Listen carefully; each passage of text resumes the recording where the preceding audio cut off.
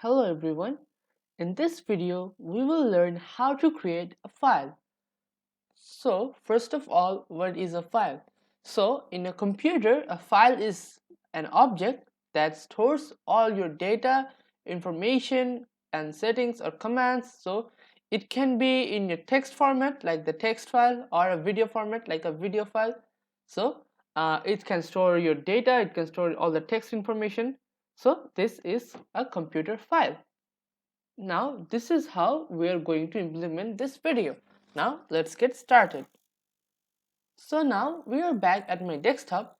So for creating a file, I will have to right click on the desktop, go to new, then click on the text document, and if I name it, I'm going to name it the video summary and hit enter. So now this text file is created.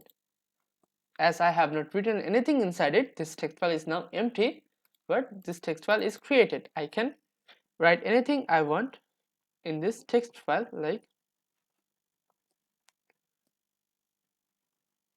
and then I can save it, and now this is the text file, and now it can store this text. Every time you close it and open it, it has the text. So this is how you create a text file. Now let's summarize. So in this video, we have covered how to create a text file in Windows. Thank you for watching.